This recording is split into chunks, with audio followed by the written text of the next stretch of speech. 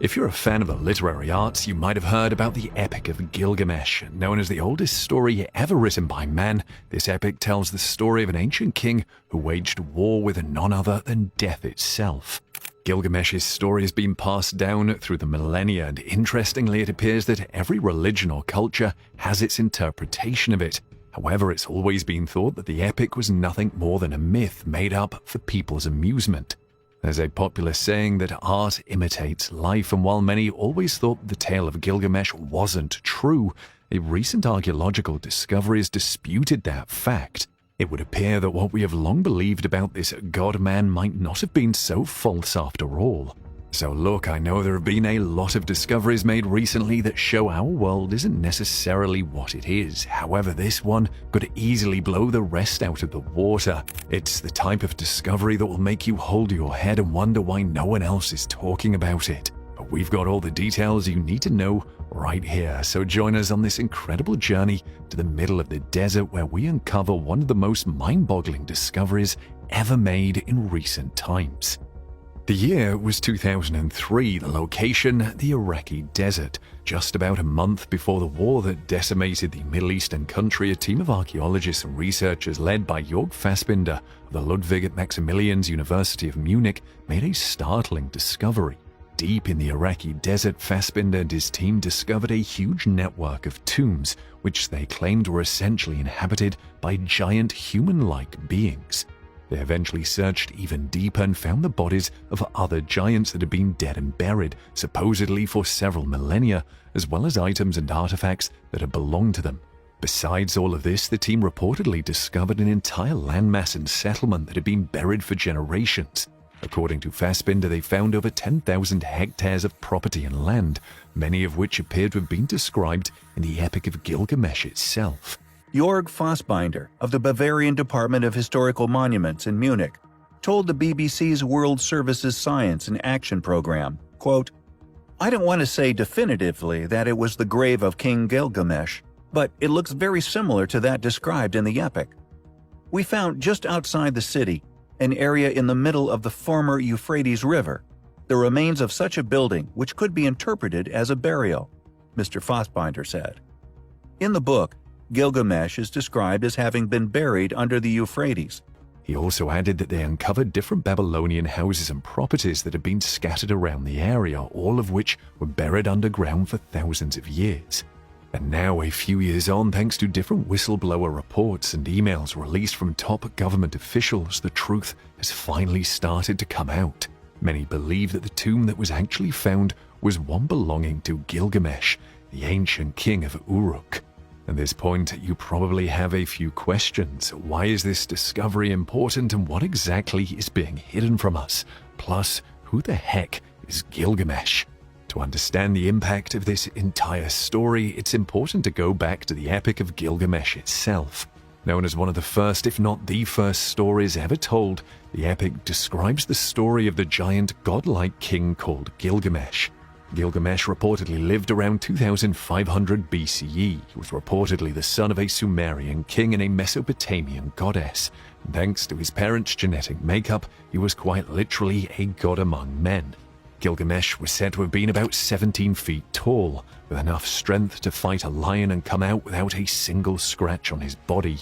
As part of the evidence of his existence, Gilgamesh was actually credited with having built the Great Walls of Uruk, the region which became Iraq today. And considering that the walls themselves are mentioned in the epic, I think it's safe to say there's some fact that Gilgamesh might truly have been a real person.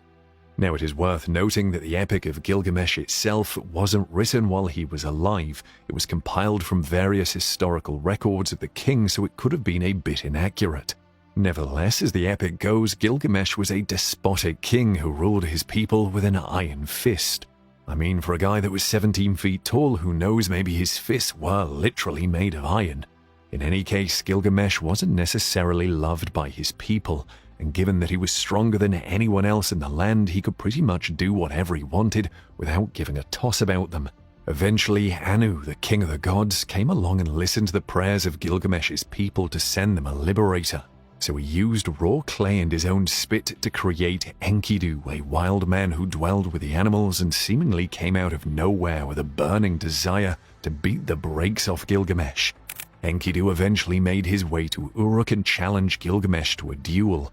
Both men had an epic fight that lasted for days on end, with nothing less than the fate of the kingdom literally on the line. Eventually, Gilgamesh came out on top in this fight, but for some reason, he chose not to kill Enkidu. I guess he was so impressed that someone could actually take him on for days.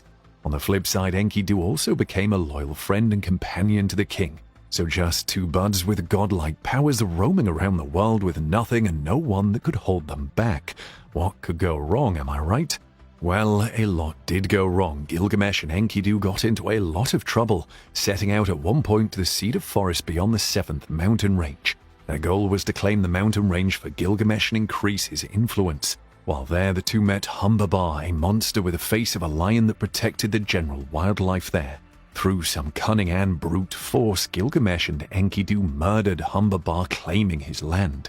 But while this caused a bit of an uproar among the inhabitants, our boys didn't care. Gilgamesh and Enkidu eventually went far enough when Ishtar, the Mesopotamian goddess of love and justice, reportedly tried to seduce Gilgamesh. The king rebuffed and scorned her, and she asked her parents Anu and Antu to give her the bull of heaven. Ishtar set the bull loose, charging it to kill her would-be lover, but once again Gilgamesh and Enkidu proved to be just too much of a match. The two men tag-teamed on the bull, with Enkidu holding his tail and Gilgamesh stabbing it in the neck. Enkidu eventually tore off the bull's limbs and hurled it at Ishtar. This, according to the gods, was a step too far. They sentenced Enkidu to death, with the wild man falling severely ill and eventually dying. Gilgamesh was crushed by his best friend's death. He reportedly didn't even want to believe that Enkidu was dead until he saw maggots coming out of the latter's nose. Grief-stricken, Gilgamesh spared no expense in mourning and burying his friend. It wasn't just the fact that Enkidu had died that traumatized Gilgamesh. He had suddenly been faced with his own mortality, as well as the fact that he would also die one day. Determined to find the secret of eternal life, Gilgamesh left Uruk to seek out Utnapishtim, a man whose name literally translated to the far away. Utnapishtim had been the lone survivor of a terrible flood that a god had sent to his homeland of Babylon.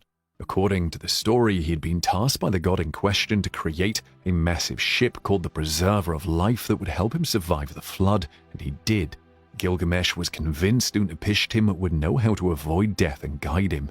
He had to cross some pretty crazy obstacles to get there, including the Twin Peaks at the end of the earth, a tunnel guarded by two giant scorpions, and even the waters of death, but reach Utnapishtim he did. When the two men met, Utnapishtim reprimanded Gilgamesh for all he had done, but he also explained how he was able to build the Preserver of Life. Utnapishtim explained that the god who told him to build the vessel gave him specific details and asked that he take 2 of every animal he could find. Sound like the story of Noah from the Bible, anyone? Essentially, Utnapishtim was granted eternal life by the gods for his actions, so he didn't have much to offer Gilgamesh. The king was unconvinced, however, so Utnapishtim told him that he could help him if he went a week without sleeping.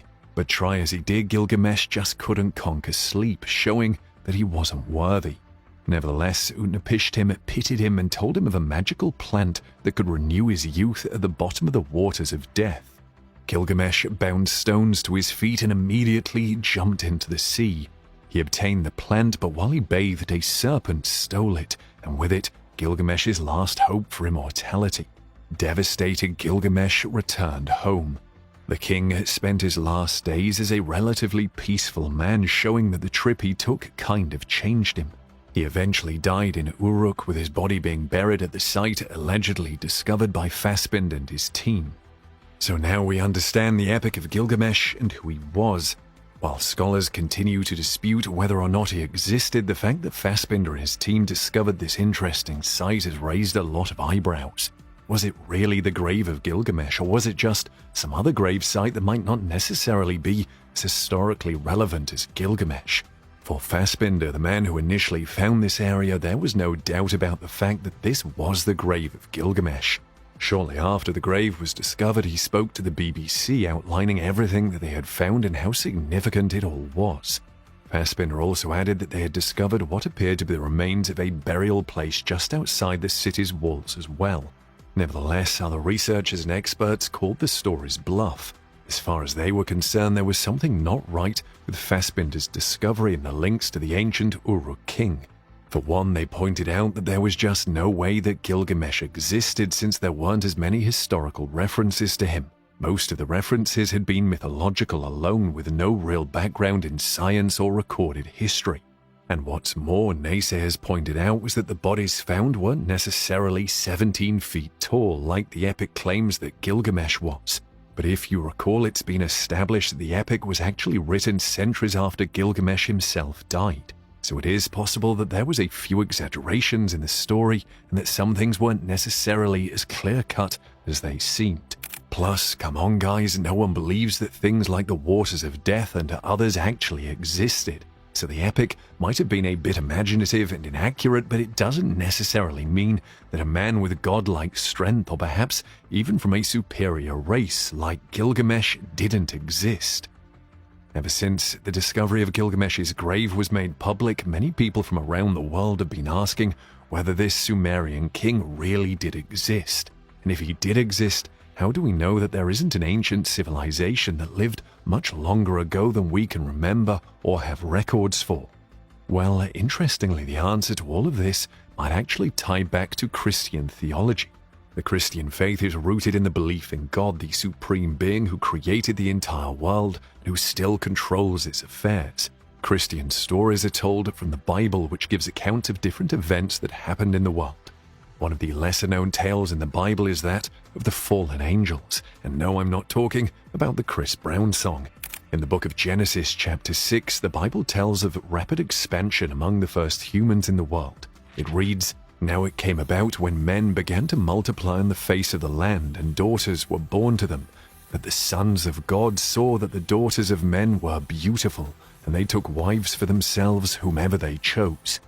The book essentially claims that angels from heaven came to the earth to have sexual relations with human women. The result of this sin was the birth of a race of humans called the Nephilim, people with superhuman strength and abilities who could pretty much do whatever they liked because they were stronger than everyone else. Now, if you recall from the epic, Gilgamesh was described as a superhuman who was also born of a god and a human. So could it be that he was a product of this same reproductive cycle? Another interesting biblical reference that ties to the Epic of Gilgamesh is that of Noah and the flood. The book of Genesis also tells the tale of Noah, a man who was devout and very close to God, and was pretty much the only holy man left in the land. Everyone around had just about forgotten about God, but Noah held fast to his faith. Eventually, God told Noah that he was going to destroy the world via a massive flood and start all over because everyone had become so sinful. He then directed Noah to build an ark, basically a ship where he and his family would be safe. The ark would contain Noah, his wife, 3 sons and their wives, and just as well, the ark would contain 2 of every animal in the world, a male and a female. So once God was done wiping the world away, Noah and his family could begin repopulating the earth, and the animals could do the same for their races. And if you recall, the Epic of Gilgamesh talks about him going to see Utnapishtim, who had survived a huge storm by creating a ship. The storm had wiped out his entire kingdom, but he managed to survive because he listened to the instructions and made the boat. Nevertheless, the discovery was understandably a shocker. Thanks to recent technologies, researchers could now test the theories and see if Gilgamesh really did exist. So you might be asking, what on earth happened to this discovery and all of the bodies? Well, let's just say that the US government had other plans. If there's ever been any conflict that has raised as many eyebrows in the past few years, it's got to be the war in Iraq. The entire conflict has pretty much shaped global geopolitics as we know it today, and it's landed a lot of people in infamy. Unwrapping the Iraq war on its own will probably take another video. Some believe the war began because of an interest in oil, while others claim it was a direct response to the 9/11 attacks. But what is especially interesting is that the war in Iraq actually started about a month after Fassbinder and his team discovered the grave of Gilgamesh.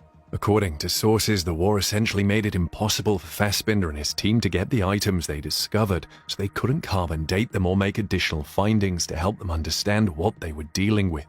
Left with nothing they could do and a need to save themselves, Fassbinder and his team left the area where they had made the groundbreaking discovery and fled the country. It's easy to think that this is nothing but a myth, but consider this: every single justifiable reason why the US invaded Iraq has been proven to be false. The official line was the country had helped to plan the 9/11 attacks, but George W. Bush, the US president who started this entire thing, officially came out to say that they didn't. What did Iraq have to do with what? The attack on the World Trade Center. Nothing, except for it's part of, and nobody's ever suggested in this administration that Saddam Hussein ordered the attack. Iraq was the lesson of September 11th is take threats before they fully materialize, Ken. Nobody's ever suggested. For the others who think the invasion was to stop Iraq from developing nuclear weapons and instruments of mass destruction, well, guess what? Iraq wasn't. The main reason we went into Iraq at the time was we thought he had weapons of mass destruction. It turns out he didn't, but he had the capacity to make weapons of mass. The only possible reason was that perhaps the government wanted to gain control of Iraq's massive oil reserves. But is that really a good enough reason to start a war that decimated a region and left it perpetually in flux? What if there was some other reason for this? What if there was something the US government really wanted to achieve in Iraq? Well, leaked emails to Hillary Clinton, a woman who, in case you forgot, has spent most of her adult life in government and even ran for president twice, shows that the powers that be just might have had a reason to keep this discovery a secret. Now you can see here it says, this is from Denitra Senegar. That's who it's from. This is to Hillary Clinton. Important for context. And then it says, well, you can read it there. Can you see what it says? I mean, requesting documents pertaining to the resurrection chamber of Gilgamesh, the location of his body, and the location of the buried Nephilim. Want to know what's even weirder? Witnesses claimed that the military immediately set up an encampment around the grave of Gilgamesh as soon as they landed in Iraq. They reportedly sent reporters and locals out of the region and pretty much overran the entire area. Some witnesses also claim that the military began excavating items from the site, moving them to an undisclosed location. And besides all this, reports of the discovery of Gilgamesh's grave were pretty much wiped off the internet. It was basically like this thing never existed. To be fair, this might all seem a bit extreme, but there's definitely a lot of overlap. As for why the government might be interested in Gilgamesh and his grave, there's also a bit of a theory. Corey Good, an independent investigator and YouTuber, claimed that the government and other members of the global elite might be looking to carry out DNA tests on Gilgamesh's corpse, as well as the other corpses found in the tomb. In an episode of Cosmic Disclosure that has now been deleted, Good claimed that there are several stasis chambers around the world where these giants are pretty much kept. No one knows if governments around the world are using these chambers as a way of preserving the bodies for the purpose of conducting these tests, but it sure won't be out of the ordinary to find that out. Now, you might think that the discovery of Gilgamesh and his grave might be the only weird thing to come out of Iraq, but you'd be wrong. This region could contain secrets about the origins of mankind as well as how we came to be. In March 1853, a group of men led by French scientist Paul-Émile Botta discovered an interesting find while digging for treasures in Khorsabad, Iraq. They found the remains of what appeared to be a massive Assyrian palace and with it a trove of Sumerian cuneiform inscriptions. When translated, the inscriptions showed what archaeologists believed to be the oldest civilization in the world, a group of superhuman beings known as the Anunnaki.